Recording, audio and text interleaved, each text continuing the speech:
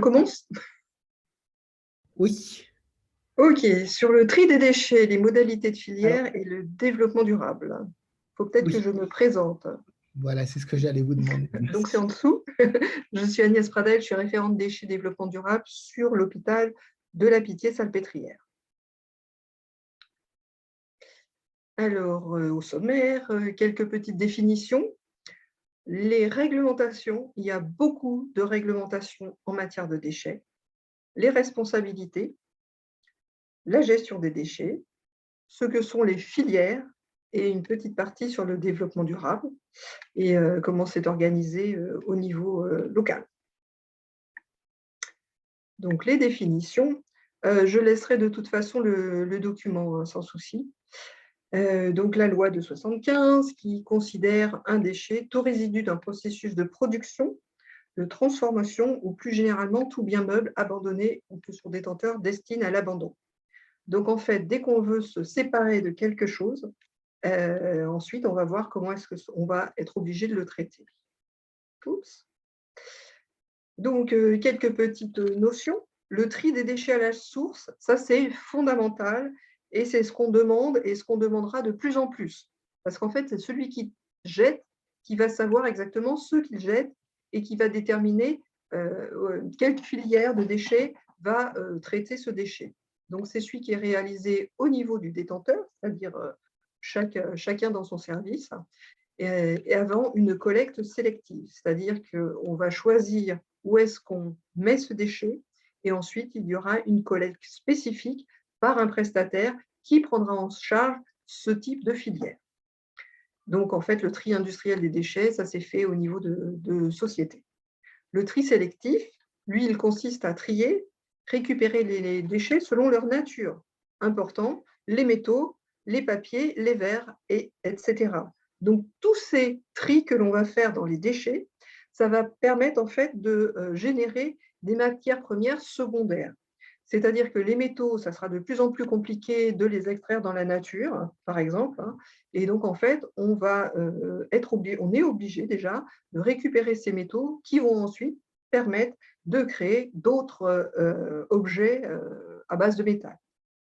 Donc, pour faciliter le recyclage, ils sont triés soit in situ, soit ensuite ils peuvent être dans des centres de tri où, pareil, il y aura un aiguillage selon les différentes filières. Filière, on verra exactement ce que c'est comme notion après et quelles sont les conditions pour faire une filière. Donc, quand on parle de filière, en fait, c'est le mode de traitement qui va être fait selon la nature du déchet. Donc, c'est vrai qu'on a de grosses filières comme les ordures ménagères et résiduelles.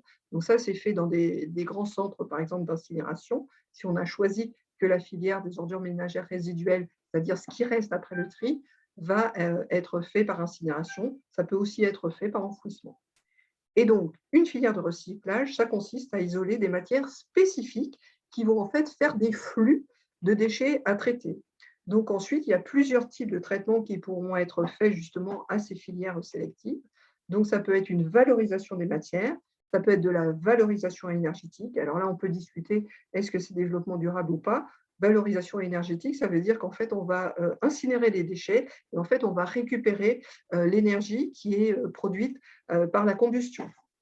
Il peut aussi y avoir les rejets qui sont éco-compatibles d'effluents dépollués, c'est-à-dire que là, en fait, ça va pouvoir rentrer au niveau des stations d'épuration et ensuite être remis une fois épuré au niveau de l'eau. Et des stockages aussi de déchets ultimes avec des stockages qui peuvent être tout à fait particuliers dans le cas des déchets radioactifs. Quels sont les petits exemples de filières? J'ai mis les grands types. Les ordures ménagères résiduelles, qu'on appelle aussi déchets ménagers et assimilés. Ça, c'était le terme avant. Donc, en fait, on a fait un tri. Donc, on a déjà mis les métaux dans les métaux, le papier dans le papier, le carton dans le carton, etc. Et donc, en fait, c'est ce qu'on ne peut pas trier, qu'on ne peut pas mettre dans une filière spécifique. Ce sont donc des ordures ménagères, c'est-à-dire un peu comme celles qu'on a à la maison, et résiduelles, c'est-à-dire suite à un tri qui a été fait préalablement. Et donc, la composition peut varier selon les lieux ou fonctions des types de collecte. Donc, on a les déchets ménagers assimilés. Donc, ça aussi, je dirais que c'est moins trié que les ordures ménagères résiduelles. Les déchets d'activité économique, ça, ce sont les déchets qui sont produits par toutes les entreprises, quelles qu'elles soient. Donc, en fait, c'est le papier, c'est les piles, etc. Enfin, tout ce qu'une entreprise, quelle qu'elle soit, quel que soit son domaine, puisse générer comme type de déchets. Les D3E, ça, on en a beaucoup, beaucoup à l'hôpital, donc les déchets d'équipements électriques et électroniques. Alors, pour être très, très simpliste, si vous avez un matériel avec une prise de courant, ben, c'est un D3E. Pareil, si vous avez un composant électronique à l'intérieur, c'est aussi un D3E. Donc, c'est vrai que ça représente quand même beaucoup, beaucoup en volume de déchets. Les déchets dangereux, ça, c'est une catégorie.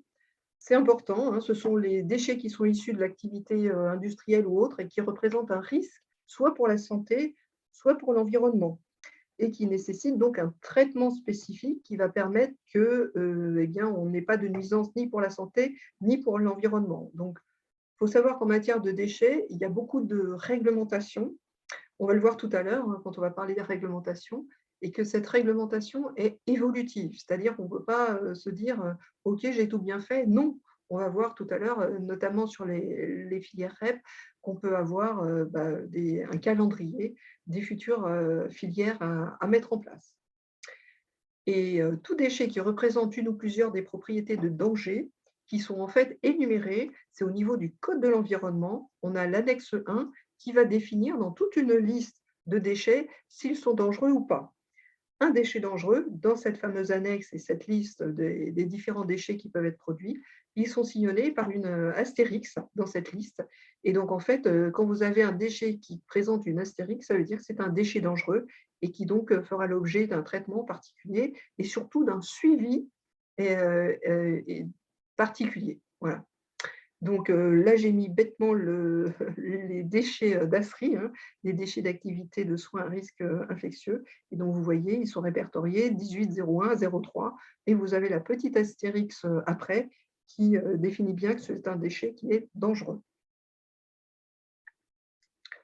Donc, les DASRI, hein, ça aussi, ils sont répertoriés au niveau du Code de la santé publique et ils sont définis dans le Code de la santé publique. Ce sont des déchets qui présentent un risque infectieux du fait qu'ils contiennent des micro-organismes viables ou leurs toxines, c'est-à-dire qu'il n'y a pas que le micro-organisme qui est dangereux, ça peut aussi être les toxines qui sont sécrétées par ce micro-organisme et ils causent la maladie chez l'homme ou chez d'autres organismes vivants.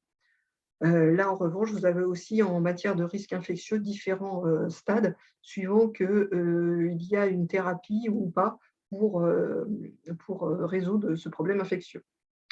Donc, on a aussi dans ces DASRI tout ce qui est matériel et matériaux piquants, coupants.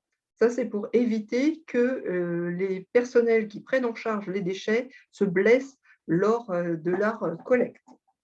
On a aussi les produits sanguins à usage thérapeutique hein, qui sont incomplètement utilisés et les déchets anatomiques humains correspondant à des fragments humains non aisément identifiables, et ça, c'est important.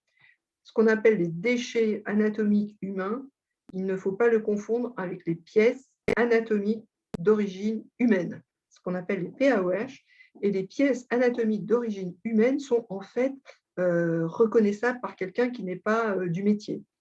C'est-à-dire, quand on ampute un pied, ça ressemble à un pied et quelqu'un qui n'est pas dans le monde de la santé pourra vous dire: «Ça, c'est un pied». Voilà.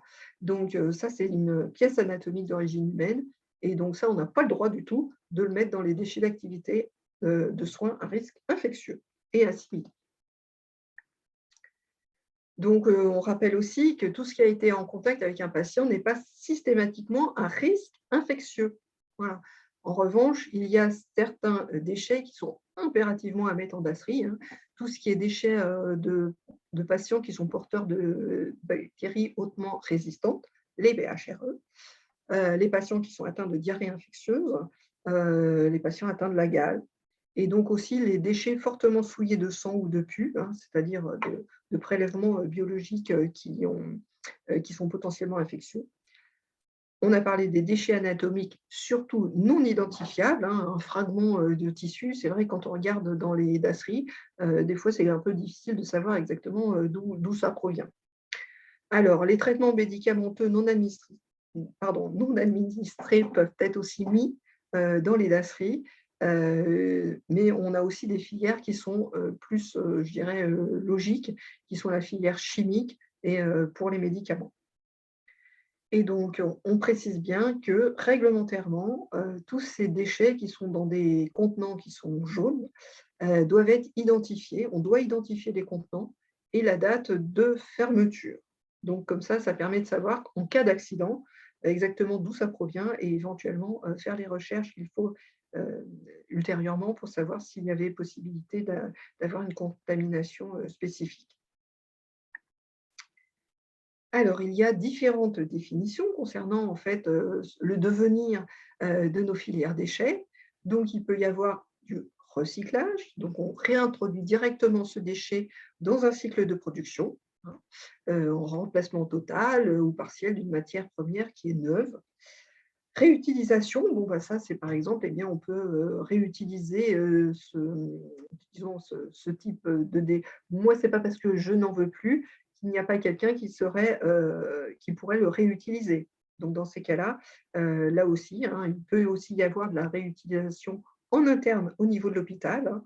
On essaie de voir ça aussi au niveau des différents composants pôles. Le réemploi, toute opération par laquelle des substances, matières ou produits qui ne sont pas des déchets sont utilisés de nouveau pour un usage identique à celui pour lequel il a été conçu au départ. Donc, voilà. Donc, il y a différentes, je dirais, devenirs au niveau d'un déchet qui est trié, bien sûr. La réglementation, on va voir un petit peu ce qu'il en est. Il faut savoir que la réglementation, comme je l'ai dit, oui, il y a beaucoup de conditions, il y a beaucoup de textes. Les textes, il faut être très, je dirais, regarder un peu l'évolution de ces textes, hein, puisqu'on a quand même pas mal de réglementation qui est évolutive, hein, ça, il faut le savoir. Donc, faut être à l'affût de faire des veilles réglementaires pour savoir s'il n'y a pas des choses à mettre en place localement. Donc, quels sont les textes sur lesquels on va se baser pour la gestion des déchets? Donc, évidemment, le Code de l'environnement, hein, puisque quand même, c'est un petit peu notre Bible. Donc, il rassemble et organise le contenu des différents textes. C'est là aussi, dans les annexes, où on va pouvoir trouver, en fait, quels sont les déchets qui sont dangereux et ceux qui ne le sont pas. Nous avons aussi le Code général des collectivités territoriales. Pour exemple, au niveau de Salpêtrière, nous sommes basés sur Paris. Et donc, en fait, nous avons aussi du personnel qui est logé dans l'hôpital. Ce personnel logé a aussi dans ses impôts le traitement des déchets.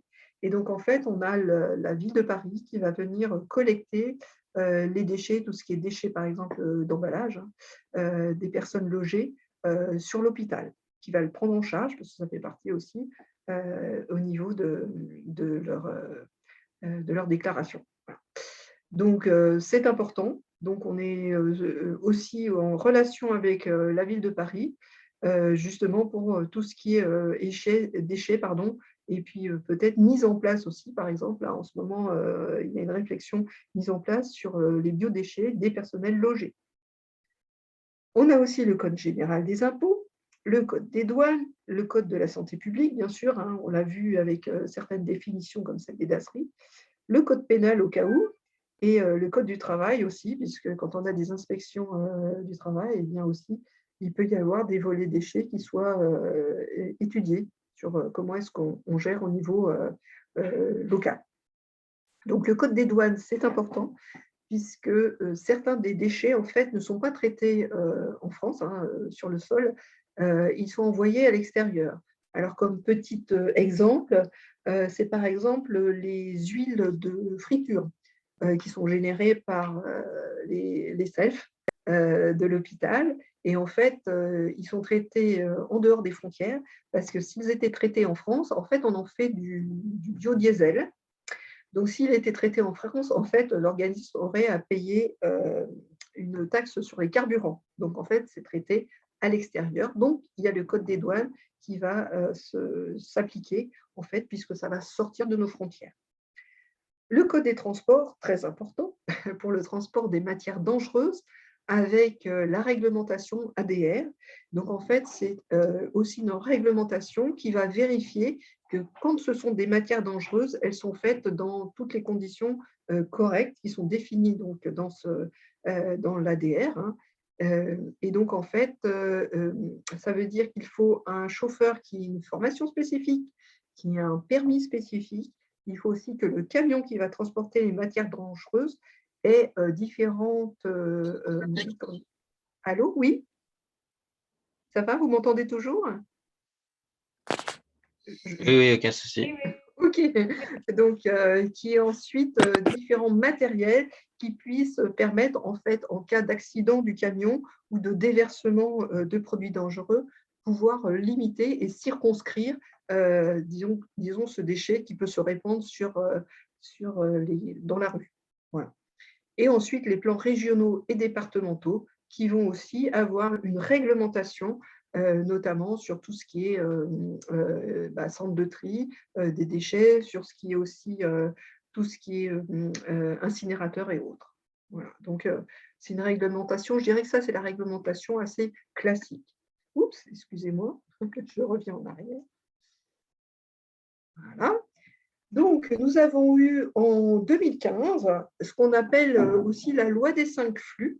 Donc, c'était dans la loi de 2015 relative à la transition énergétique pour la croissance verte. Et donc, un décret d'application qui a suivi, faisant l'obligation aux producteurs et détenteurs de déchets, entreprises, commerces, administrations et autres, de trier à la source 5 flux de déchets. C'est-à-dire qu'au niveau de l'hôpital, par exemple, on doit on doit trier tout ce qui est vert, je dirais vert alimentaire, tout ce qui est métal, tout ce qui est papier-carton, tout ce qui est plastique et tout ce qui est bois. C'est obligatoire. Donc, on doit avoir des filières différentes et on doit avoir des prestataires qui vont traiter ces différentes filières. Donc, ce sont les filières à responsabilité élargie du producteur. Là aussi, vous avez un article du Code de l'environnement.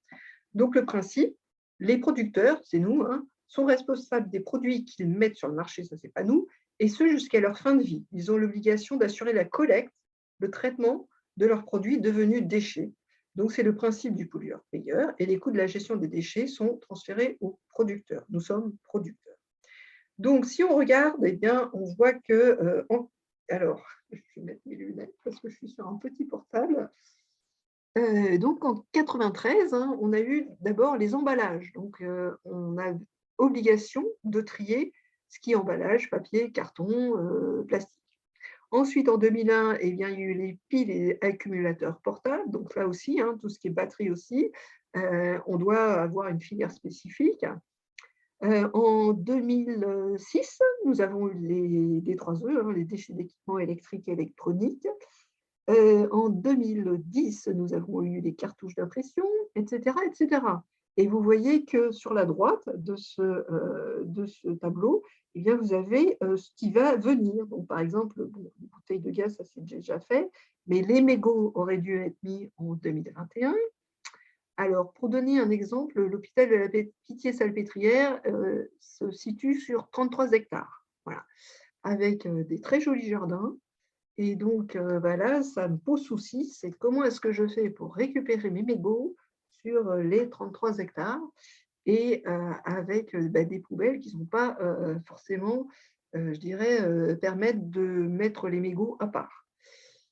Nous allons avoir aussi en 2022 les huiles et un peu plus tard, en 2024, les textiles sanitaires à usage unique, c'est-à-dire tous nos non-tissés qui servent pour les pyjamas et autres. Voilà. Donc, ça, c'était pour vous expliquer qu'en fait, c'est une réglementation qui est évolutive. Donc là aussi, au niveau des filières à responsabilité élargie des producteurs, eh bien, pareil, il faut être assez vigilant et voir s'il n'y a pas des filières qui vont être à mettre en place. Et on va voir mettre une filière en place, ce n'est pas si simple. Excusez-moi, Oui. Vous préférez qu'on vous pose les questions à la fin ou au fur et à Oui, parce mesure? que, comment dirais-je, compte tenu de ce que j'ai comme matériel, vaut mieux Si vous pouviez, ça serait peut-être plus simple. À la fin. Oui, oui, il n'y a pas de souci, je Ok, merci. répondrai. Je Merci. répondrai.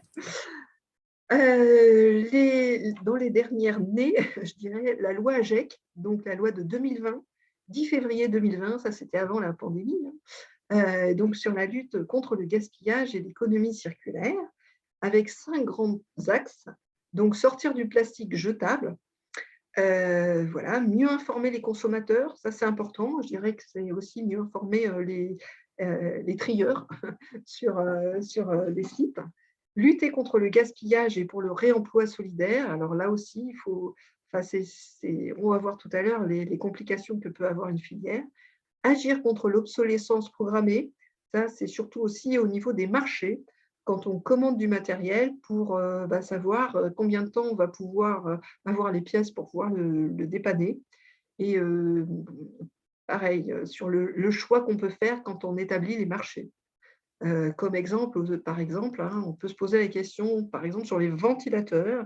Les ventilateurs, on en commande beaucoup tous les ans et on en jette beaucoup tous les ans. Donc, c'est vrai que se dire que dans le marché, on peut peut-être avoir des ventilateurs qui soient un peu plus solides et plus facile à ranger aussi, surtout quand on n'en a plus besoin, et pour éviter en fait d'avoir autant de ventilateurs cassés à jeter.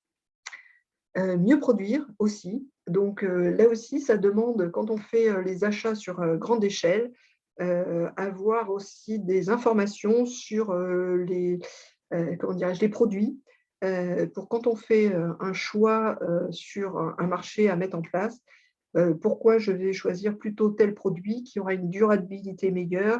On sait qu'il est fabriqué plus près de nous et qui ne vient pas au-delà de l'océan et qui demande en fait beaucoup de transport et du transport aérien qui est très consommateur en matière, enfin qui est très polluant pour l'environnement. Voilà.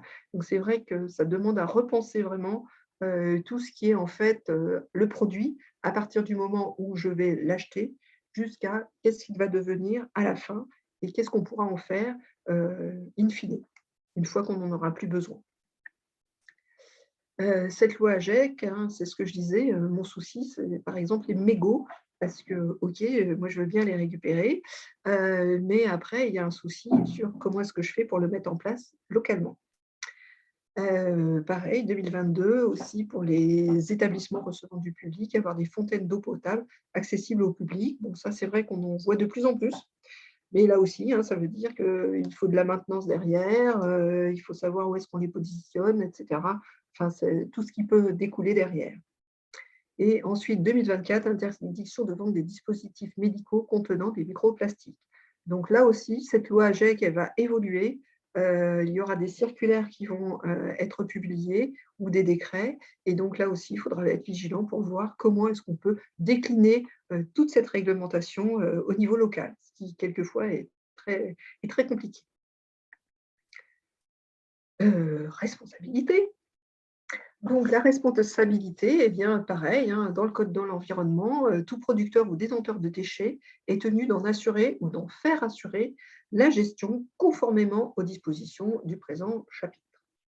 Pareil, tout producteur ou détenteur de déchets est responsable de la gestion de ces déchets jusqu'à leur élimination ou valorisation finale, même lorsque le déchet est transféré à des fins de traitement par un tiers, hein, si on le confie à un prestataire.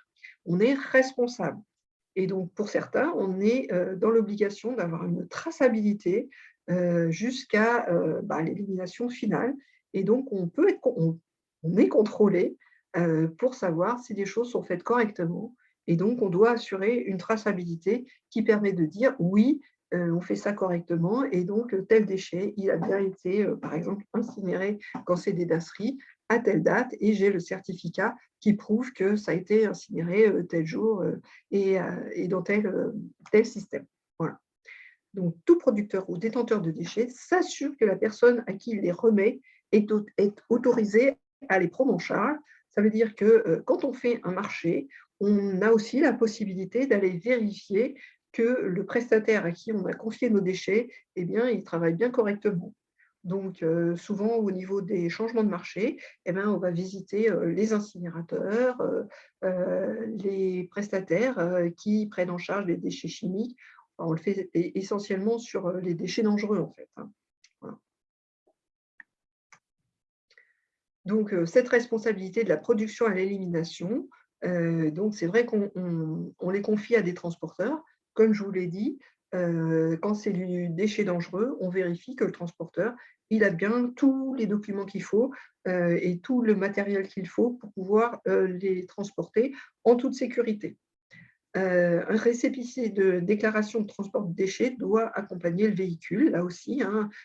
On a la fiche de traçabilité et qui permet aussi au transporteur de pouvoir transporter ce déchet. Sans quoi, bah, il n'a pas le droit de le faire. Quand il se fait arrêter, eh ben, il a une amende, en général importante. Donc, que ce soit nous, le producteur, le transporteur et le détenteur, on est co-responsables pour les dommages qui sont causés à autrui par ces déchets. Voilà. Donc, ce n'est pas parce qu'on le confie qu'on s'en lave les mains, pas du tout. Donc, on est vraiment responsable jusqu'à ce que le prestataire à qui on l'a confié ait bien fait tout correctement et qu'on puisse prouver ensuite, si on a des contrôles, que les choses se font de manière réglementaire. Voilà. Donc, ces déchets doivent être éliminés dans des installations autorisées. Et c'est vrai que quand on a des contrôles, hein, que ce soit l'ARS, la NSM ou autre, on doit aussi prouver que quand on a fait le marché, eh bien, on a bien toutes les autorisations sur les installations dans lesquelles vont arriver ces déchets. Et donc, normalement, nous avons une priorité qui doit être donnée à la réduction de la production des déchets, le tri à la source, bien sûr, hein. Et donc, cette réduction, bah, c'est quelque chose qui, comment dirais-je, qui est un peu compliqué parce qu'en fait, ça remet en cause beaucoup de choses. Par exemple, si on prend l'exemple de l'usage unique, eh bien, il faut avoir une réflexion, et c'est une réflexion qui est assez globale, pour savoir comment est-ce qu'on fait pour réduire cet usage unique qui est en fait très producteur de déchets. Est-ce qu'il faut remettre en place des stérilisations? Enfin, tout ça, ce n'est pas quelque chose qui se fait au niveau, je dirais, de la gestion des déchets, mais qui doit avoir une vue globale au niveau de l'institution. Et donc, pareil, hein, les circuits d'élimination des déchets doivent être transparents, c'est-à-dire que quand il y a un contrôle, on doit prouver que eh bien, les choses sont faites correctement, qu'on a bien les documents, qu'on a bien fait les choses comme on doit le faire réglementairement. Voilà. Donc, pour ça, en fait, on va voir ce qui en est au niveau de la gestion des déchets. Donc ça, c'est plus, je dirais, local et pragmatique, hein, organisationnel.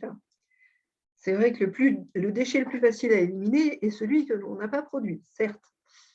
Mais bon, on est quand même amené à en produire et c'est vrai qu'il faut réfléchir à quand je vais acheter quelque chose, quand je vais commander quelque chose, qu'est-ce qu'il va devenir? C'est pas juste c'est mon usage maintenant et après c'est plus mon problème. Non, non, il faut vraiment réfléchir du début à la fin.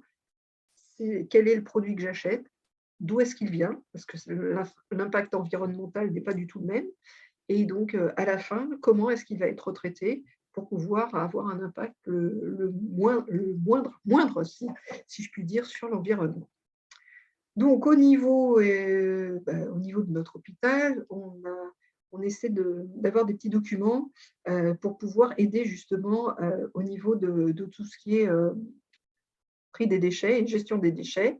Et donc, la première chose, c'est qu'il faut former pour pouvoir dire eh bien, comment est-ce que ça se passe. Ce n'est pas parce que vous avez 3 poubelles différentes dans le service qu'on n'a pas 32 filières derrière de déchets. Donc, qui produit des déchets? Tout le monde au niveau de l'hôpital, hein, que ce soit un service administratif, technique ou autre, ou un service de soins, bien sûr, on produit des déchets. Donc, ces déchets, ils doivent être triés. Donc, pour ça, on met à disposition, alors pour l'instant, la gestion documentaire, elle est en cours de refonte sur le GH. Et donc, dans les services, nous avons des affiches de tri des déchets qui vont évoluer parce qu'en fait, comme maintenant, on est en groupe hospitalier, eh bien, ça a changé certaines pratiques pour que ce soit homogène sur tout le groupement hospitalier. Donc, qui trie? Ce sont les personnels du service. Donc, ça peut être un tri minimal, hein, avec 3-4 filières. Et ensuite, eh bien, il va y avoir derrière, je dirais, un centre de tri qui va en fait pouvoir aiguiller dans des filières qui ne sont pas celles qui sont forcément représentées sur la fiche de tri. Donc, les DMA, j'ai encore laissé le terme d'avant puisque c'est vraiment le document qui est distribué. Les DASRI qui ont un risque infectieux, les piquants coupants tranchants aussi, mais qu'on va mettre dans des contenants qui sont solides, qui vont permettre qu'il n'y ait pas de blessure de la part des agents qui vont collecter. Ça aussi, hein, c'est très important. Il ne faut pas se dire qu'une fois que ça sort du service, c'est plus mon problème. On a malheureusement eu des accidents parce qu'on s'est retrouvé avec des piquants coupants tranchants qui étaient mis dans des sacs d'asserie. Et puis après, il y a eu des coupures de l'agent qui a pris en charge les déchets. Donc ça, c'est ce que je dirais, c'est inadmissible de la part d'un soignant, quel qu'il soit, hein, qu'il soit médical ou personnel paramédical.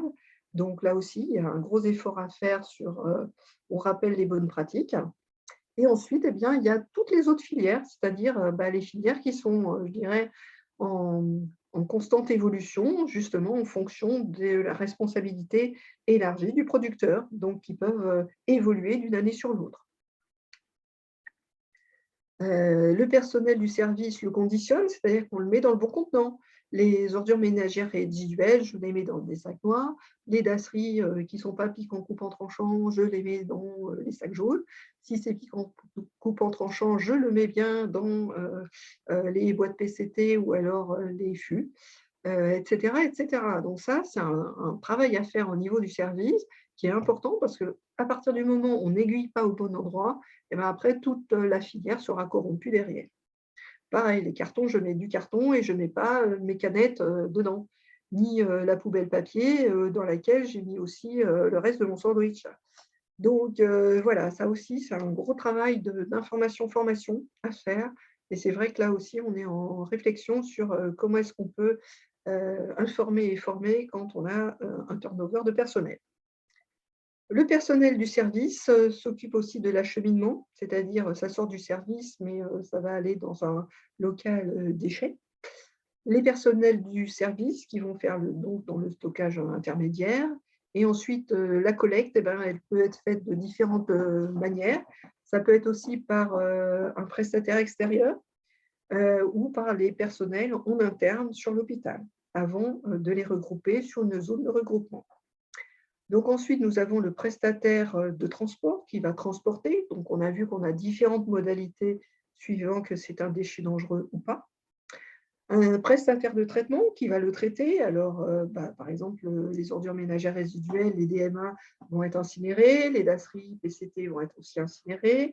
Le recyclage, ça va se faire de différentes manières. Ça peut être un prestataire, ça peut être un organisme d'éco-responsable. Enfin, oui, éco-responsables, des toxiques qui vont partir au niveau chimique.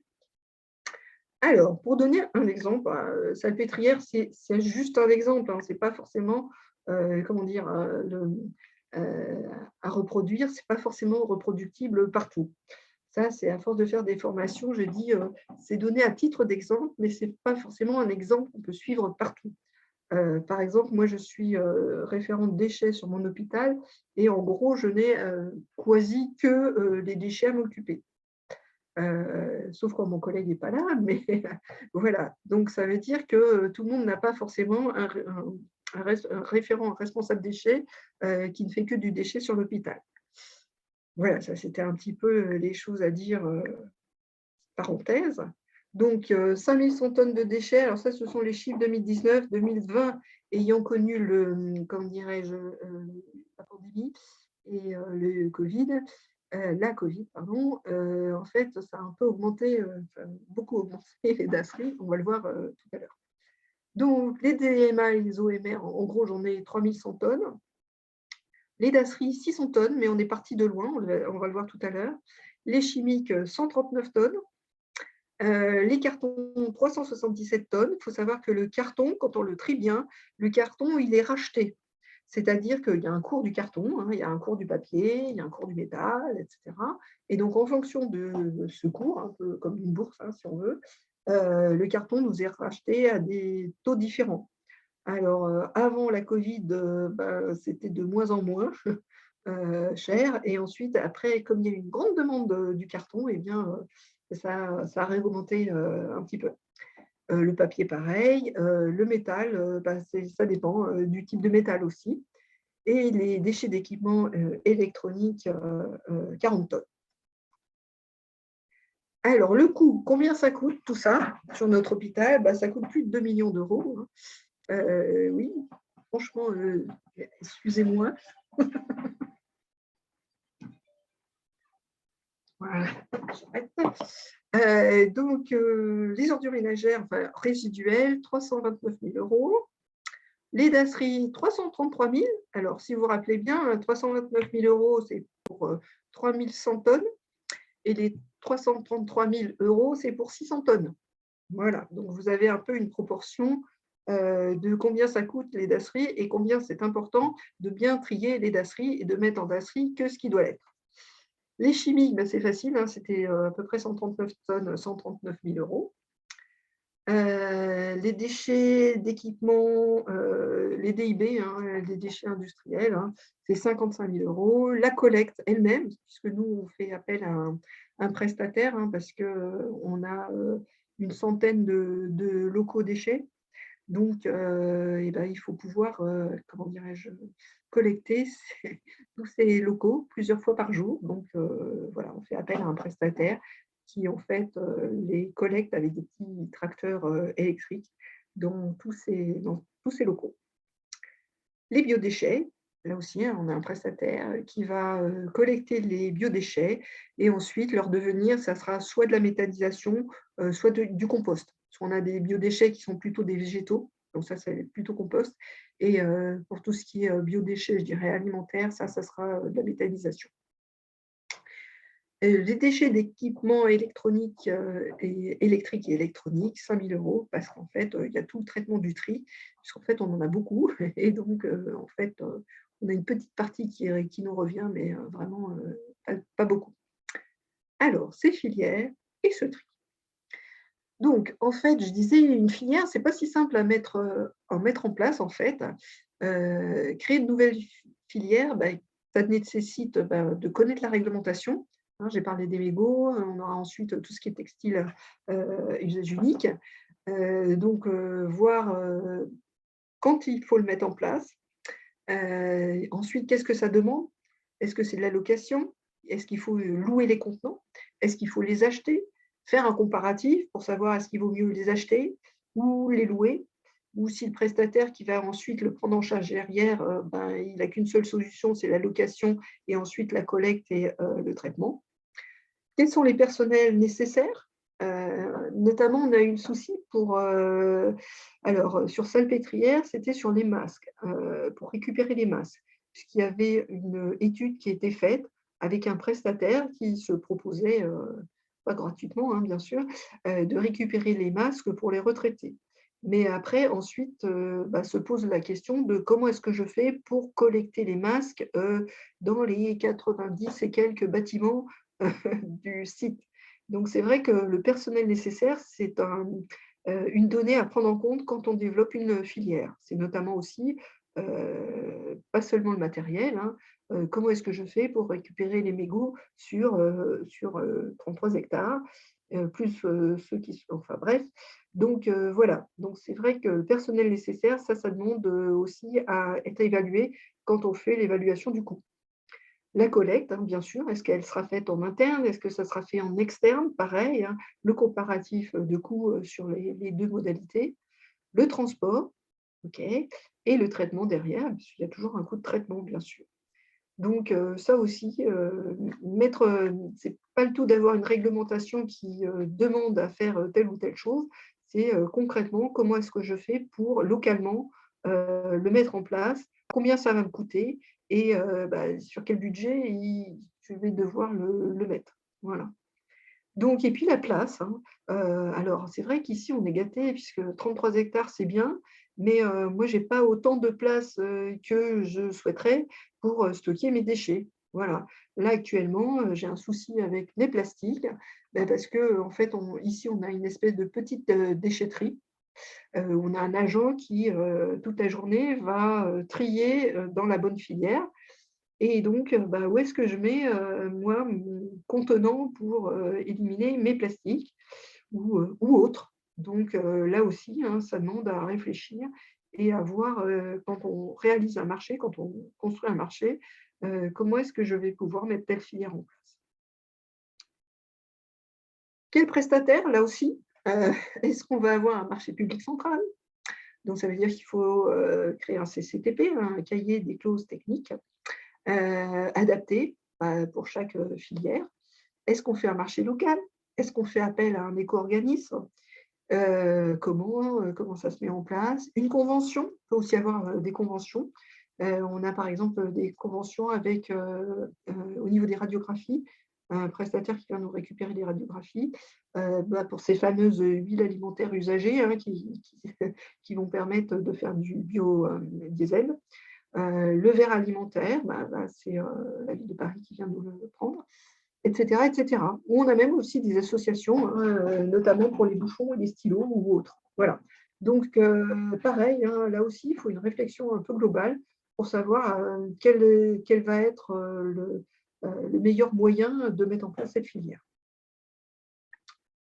Ça, ce sont les filières que nous avons actuellement. Donc, mais pareil, hein, oh non, ça c'est une vieille filière. Je n'ai peut-être pas copié le bon fichier, je suis désolée, parce qu'il y en a en plus.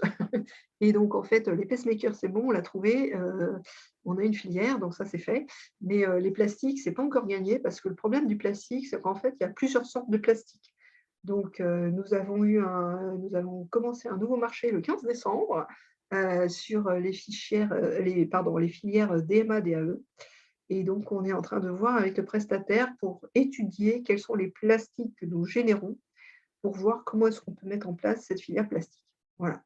Donc, voilà, c'est quelque chose, ça évolue. Voilà.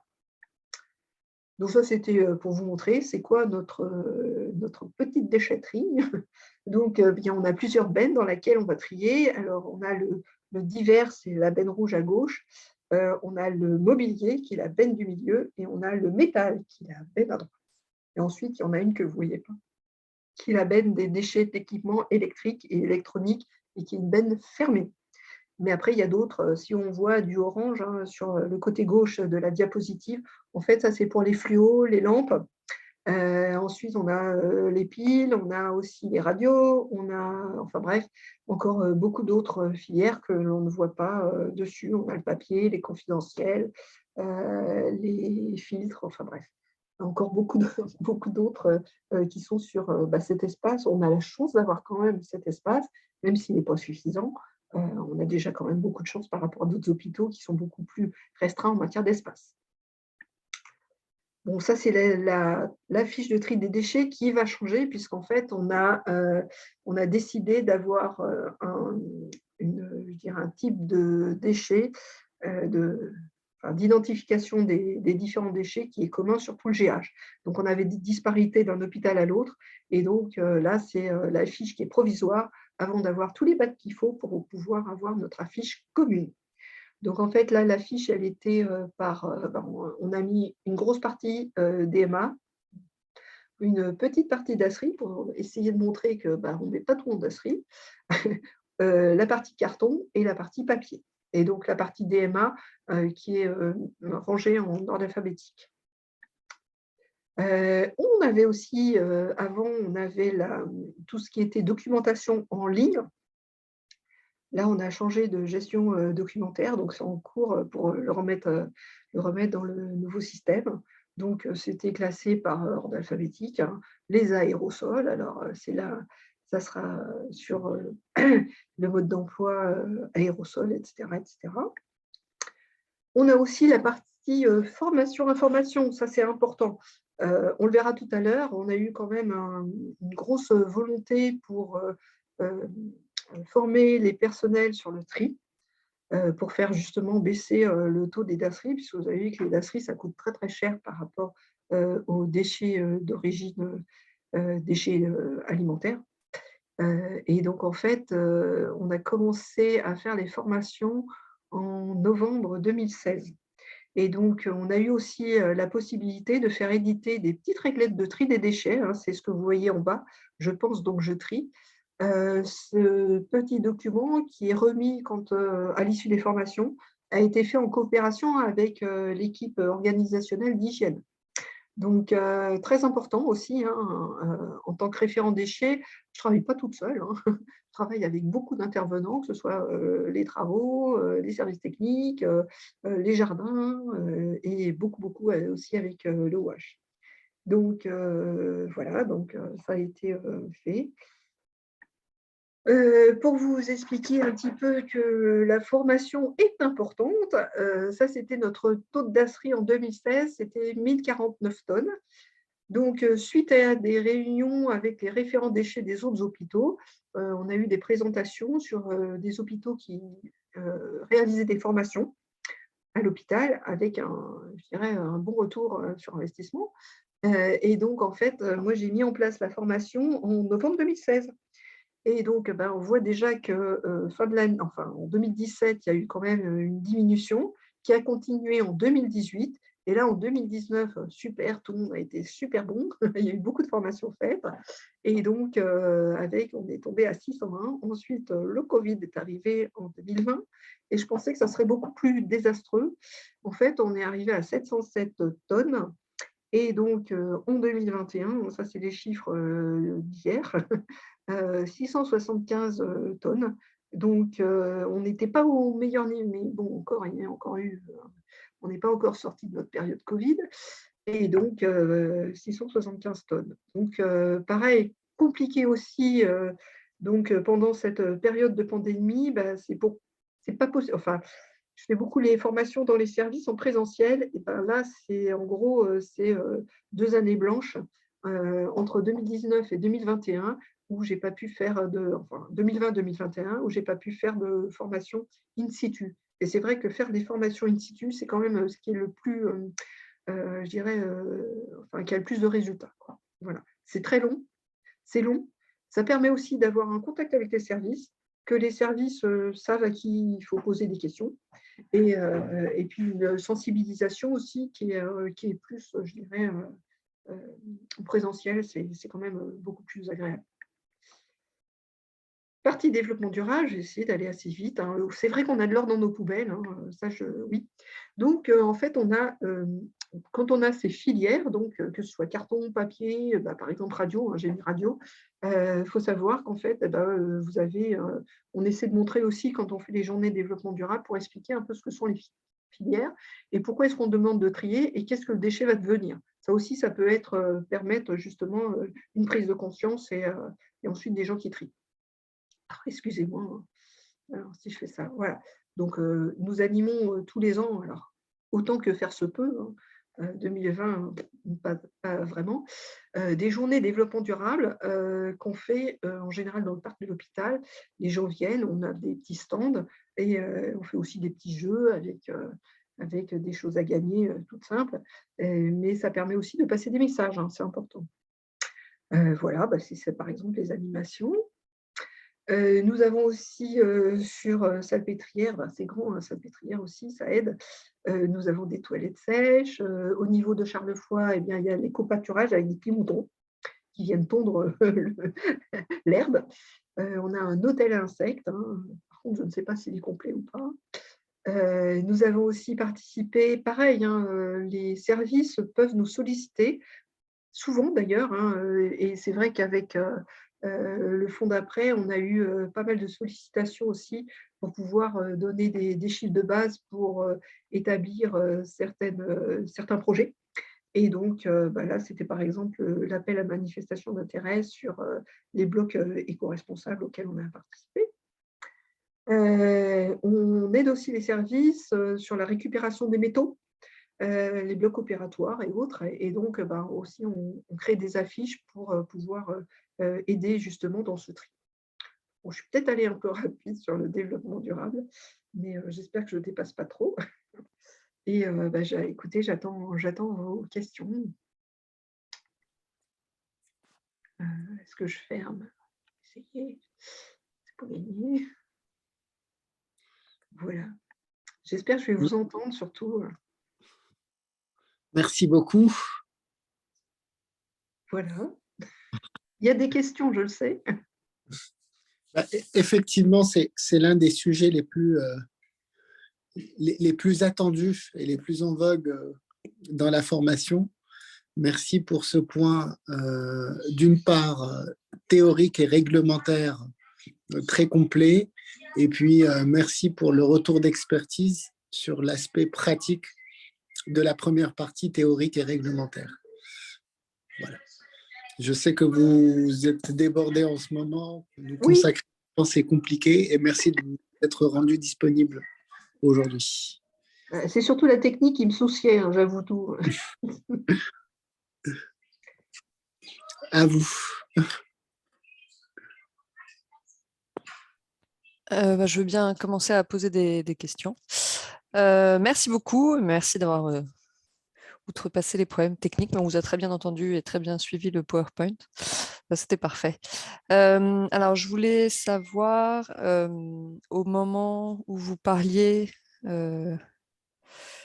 du papier et des cartons qui étaient rachetés, enfin, vous parliez des...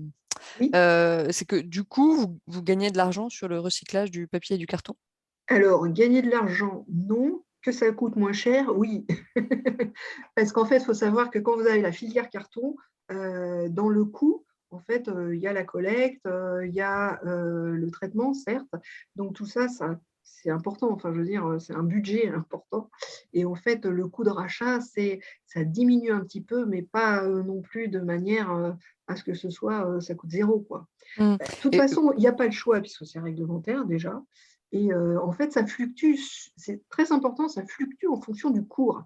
Et il y a des fois, ça nous coûte parce qu'en fait, c'est le coût de valorisation derrière et on n'a aucun retour parce que je dirais, dans le cours de bourse du carton, c'est un cours qui est négatif, quoi.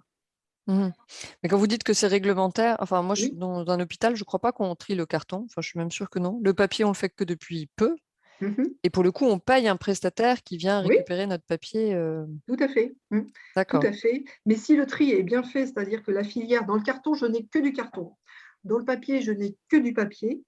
Là, après, je veux dire, vous avez, si vous voulez vous renseigner, moi, je regardais les cours du papier et du carton sur Internet, sur Copacel. Ça s'appelle Copacel, Copacel, et ça me permettait de savoir si mon prestataire, il m'applique bien le bon coût de rachat. Voilà. D'accord, d'accord. Il y a aussi Usine Nouvelle, mais Usine Nouvelle, c'est payant, donc c'est pas pour pouvoir le consulter. Mais D'accord. ça permet aussi de vérifier que le prestataire, il est tout à fait honnête, quoi. Voilà. Ok. Ensuite, j'avais une autre question qui était aussi apparue dans la partie discussion là. Vous parliez des flacons de médicaments non Oui, utilisés oui. que vous avez mis, il me semble, dans le DASRI. Est-ce que justement réglementairement, Alors, on en a parlé déjà un peu en amont, là, savoir déjà si ce verre était recyclable justement, et s'il fallait, dans quelle poubelle fallait le mettre le mieux. alors, ce que j'ai essayé de dire en préambule, c'est que la salpêtrière, ce n'est pas un exemple qui est reproductible toujours. Enfin, j'essaie d'insister dessus parce que c'est vrai qu'en faisant des formations un peu, enfin, je fais pas mal de formations à l'extérieur. C'est vrai que ce qu'on peut mettre en place ici, c'est pas forcément, enfin, tout le monde n'a pas 33 hectares, hein, c'est clair. Et au niveau de tout ce qui est verre chimique, en fait, tout ce qui est, on a une filière verre chimique, voilà, pour être clair sur salpêtrière, avec le prestataire qui nous récupère tout ce qui est effluent chimique et produits chimiques. Et les médicaments, par exemple, j'ai une filière médicaments qui est traitée par ce prestataire chimique, entre guillemets. Donc, en fait, moi, les flacons qui ont contenu, je sais pas, des antibiotiques et autres, c'est une filière spécifique de la filière chimique. Les médicaments, c'est une filière spécifique de cette filière chimique. Ah, d'accord, donc les flacons ne sont Voilà. pas mis dans votre boîte Non, jaune, quoi. non, non, mais on peut, mais c'est compliqué. Voilà, je dirais que c'est suivant le type de médicament que vous avez à l'intérieur. Par exemple, si on prend l'exemple des bouteilles de sérum Phi, voilà, c'est pas méchant le sérum Phi, seulement moi, je ne peux pas les mettre dans une filière verre alimentaire. Voilà. Donc, Et le c'est nom pas de votre simple. prestataire, est-ce qu'on peut Je ne sais pas si ça se dit.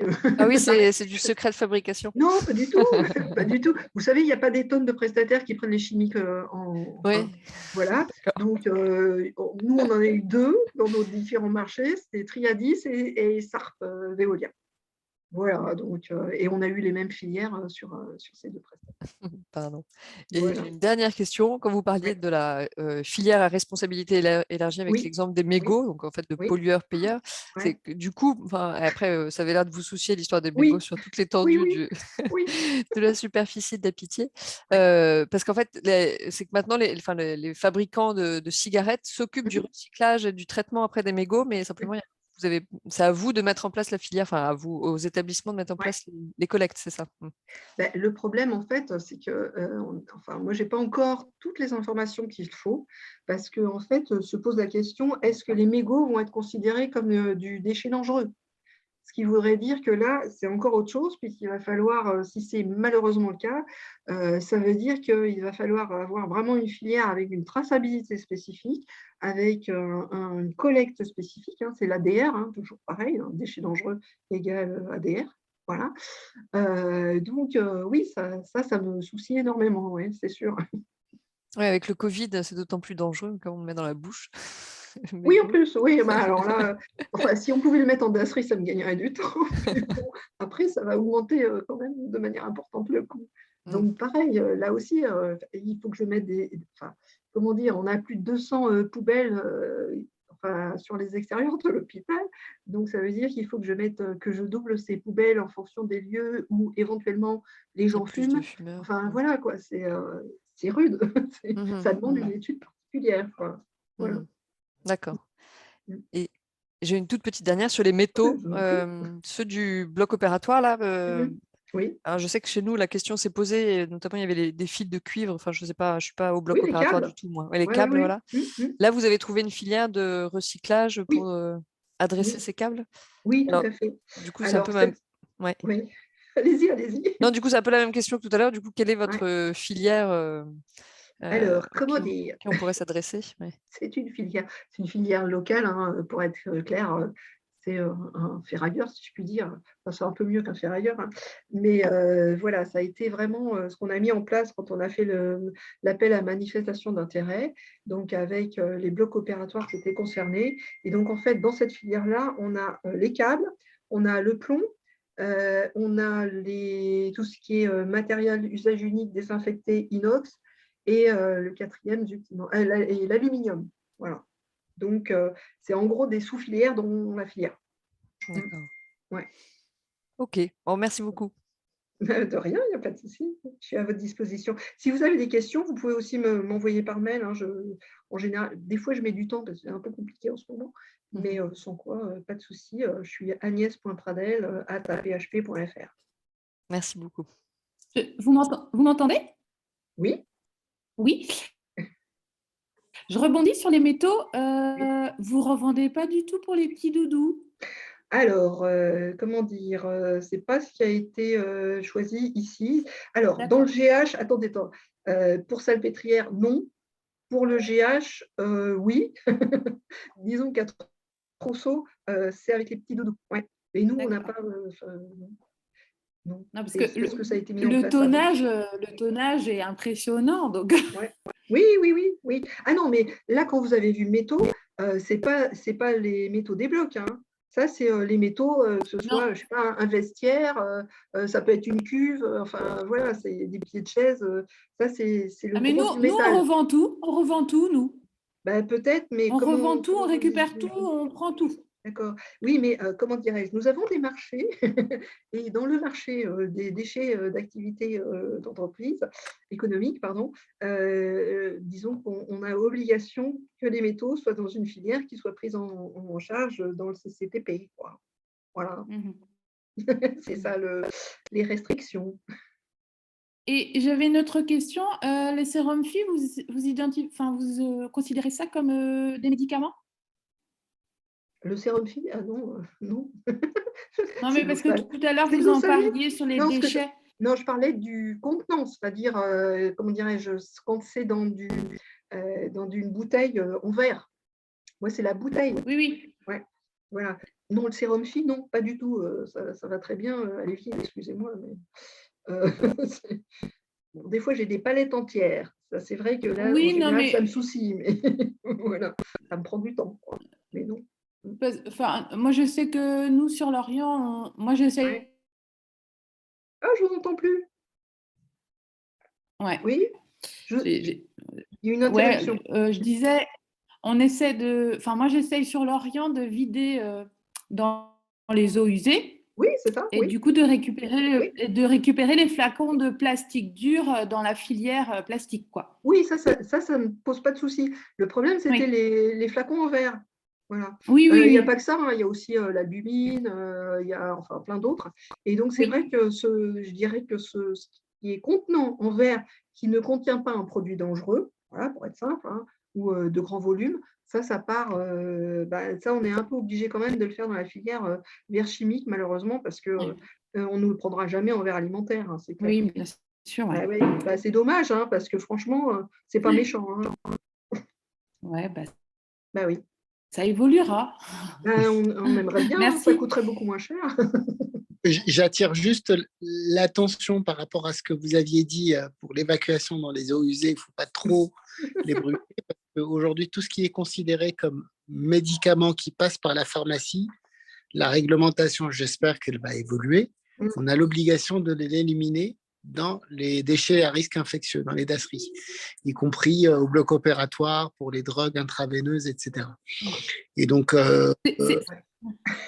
des fois, C'est-à-dire Moi, c'est quand que c'est un flacon sans par la qui est neuf, pharmacie hein. est considéré comme un médicament. tout ce qui est considéré comme un médicament injectable par voie intraveineuse doit être éliminé dans les déchets d'activité de soins à risque infectieux. Quel J'espère que taux? la réglementation va évoluer, mais Oui, aujourd'hui, il faut faire attention à ça parce que des fois, on se retrouve avec des trucs tout bêtes, qui est de l'OPPI qu'on ne peut pas ouais, évacuer ouais. sur un circuit normal, du Mmh, sérum salé où il y a de mmh, l'eau et du mmh, sel qu'on ne peut pas mmh. évacuer sur un circuit normal.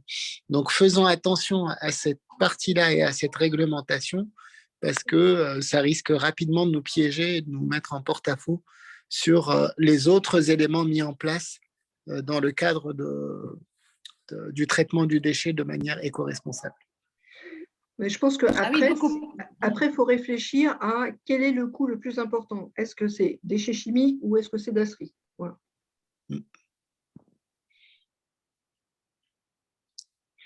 OK.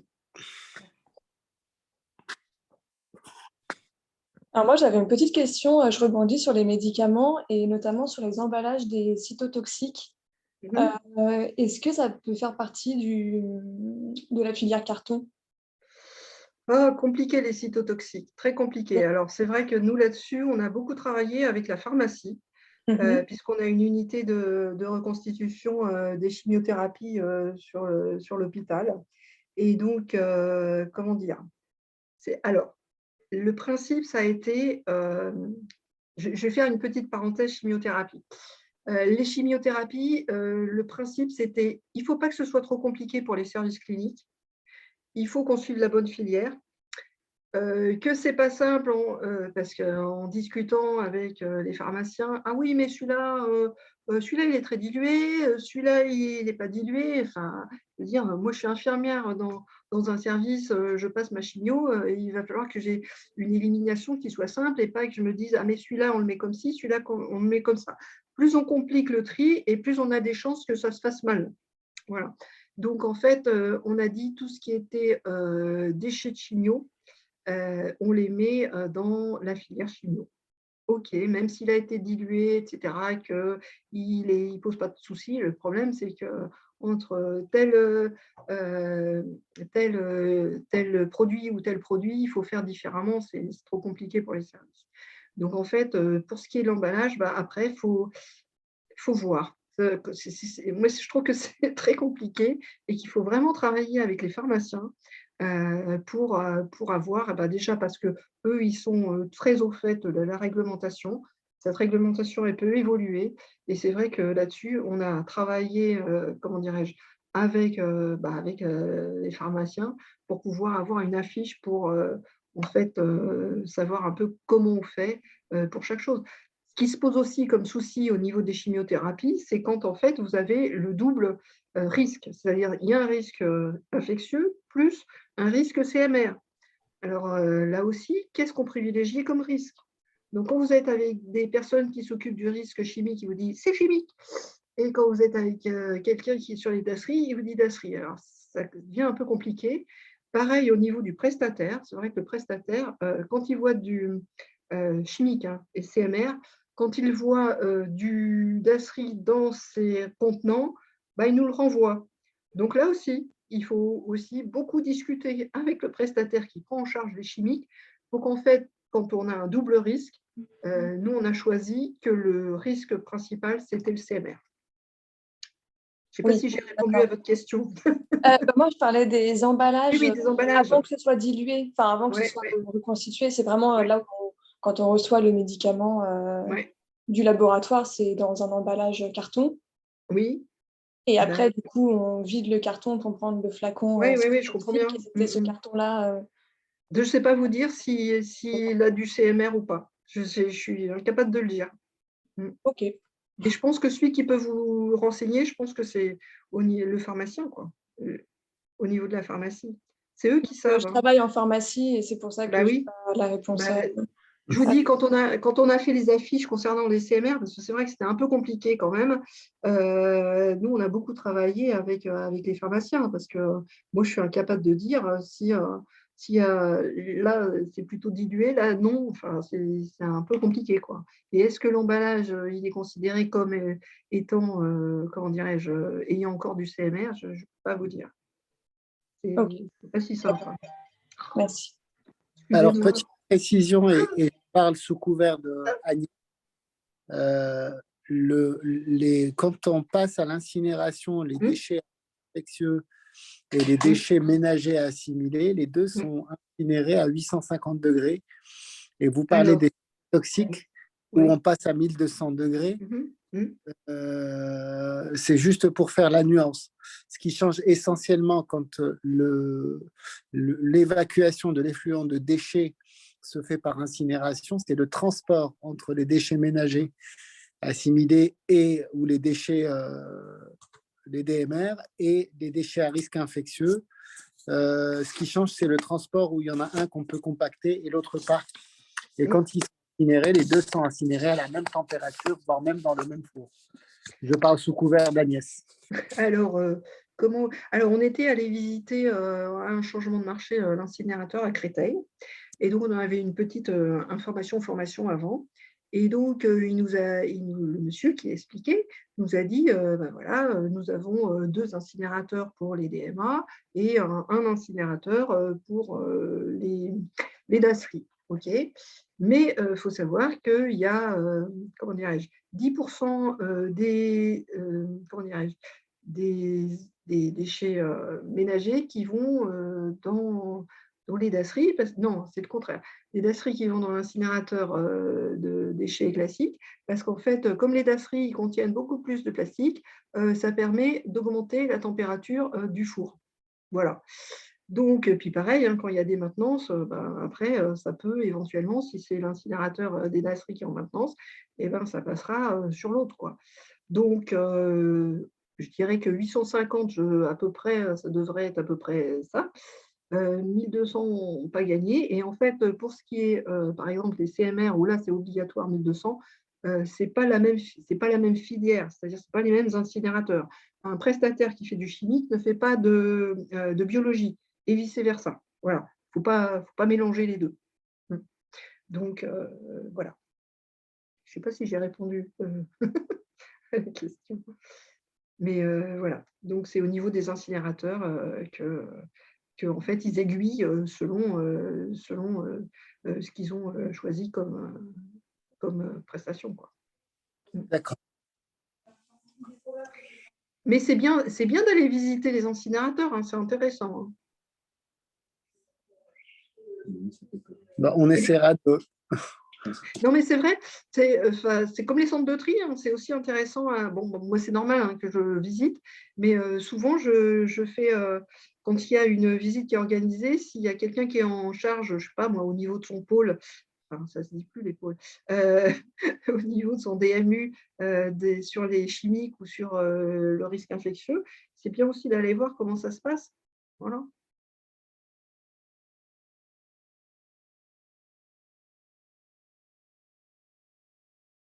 Oui. Parfait. Est-ce que vous avez encore des questions pour Agnès?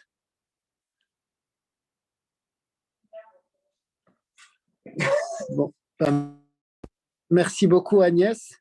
Triez bien tout le monde, hein, c'est l'avenir, hein, le tri. Hein. Oui, merci beaucoup. Merci à vous. Merci beaucoup. Alors, je vous informe juste pour demain matin d'une toute petite modification de programme. Didier Mathias, qui devait faire une partie du cours le matin, une partie l'après-midi, m'a demandé de tout condenser sur la matinée. Du coup, il y a une inversion d'orateur toute la matinée. Et l'après-midi, on remplace Jérémy Garnier par Martine Ferrand, qui fera la partie gestion de risque et roue de Deming l'après-midi. Voilà. Donc demain, on commence un petit peu plus tard, c'est 9h30 au lieu de 9h, à la demande de l'orateur qui commencera le matin. Oui. Est-ce que c'est bon pour tout le monde? Ok, ouais, merci. Ouais. Oui, pour ceux qui ne sont plus connectés, je mettrai un petit message sur le WhatsApp. Ouais. En fait, on commence à 9h30 demain avec tout Mathias Didier, c'est ça? Exactement. Toute la matinée avec Mathias Didier, l'après-midi, on fait la route d'Eming. Exactement.